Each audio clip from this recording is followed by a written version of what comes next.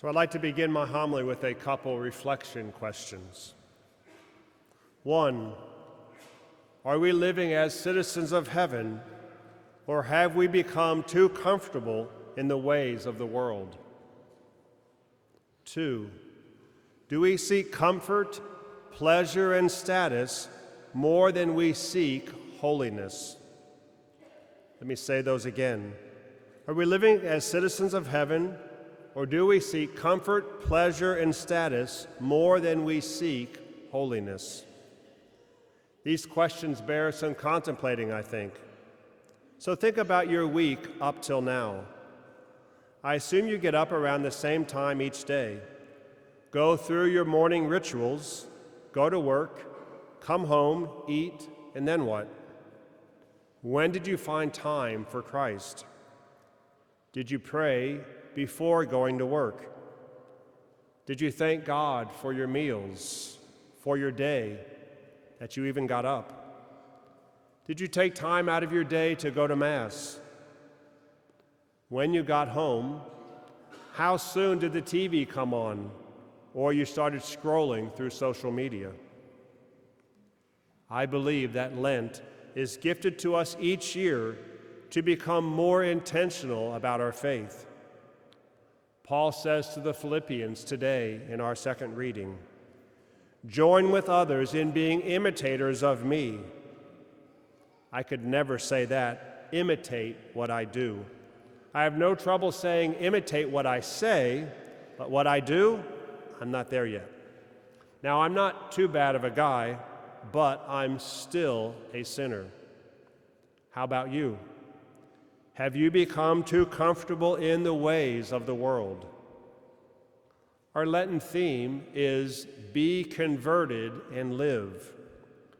For a person to be converted, we need to have the courage to evaluate our lives, to discern what is of God and what is not, to let go what is not holy in our lives so that we can truly live. That's what our theme means. Last week, the weekly theme was trust.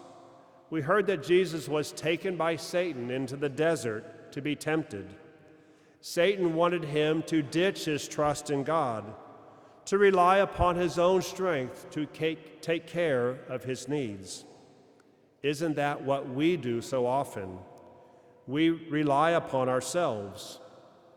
Unless there's a tragedy or a true struggle, we are most often self-reliant. Being converted begins with having complete and total trust in God. God wants us to rely on His grace and His providence for us.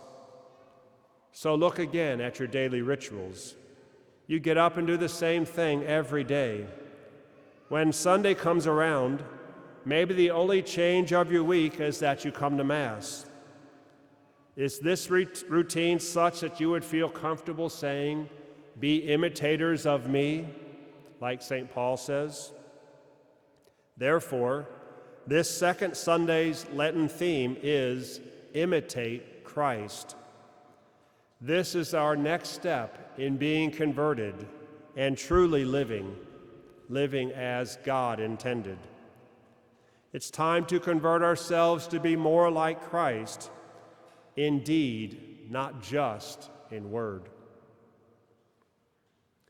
A woman was diagnosed with a terminal illness and given only a few months to live. As she made her final preparations, she met with her priest to discuss her funeral arrangements.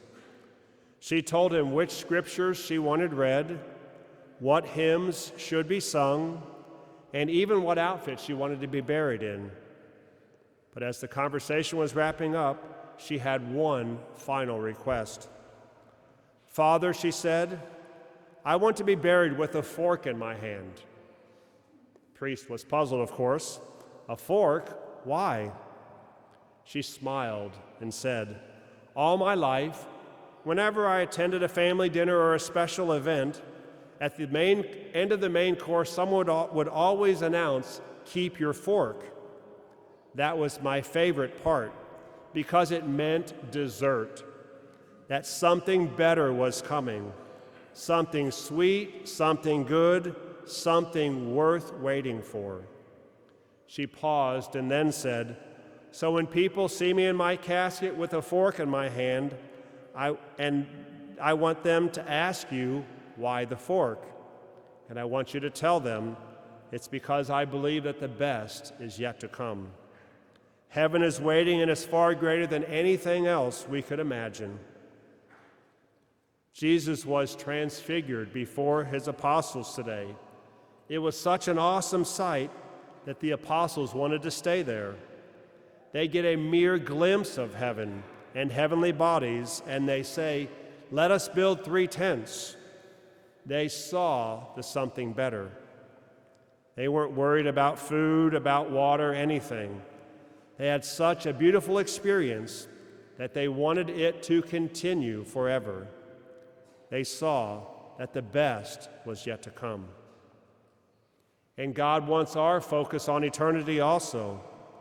If we want heaven, we need to imitate Christ. If we want heaven, we need to trust God. Being converted and living means to become more like Christ, to follow his example of trust and obedience to the Father.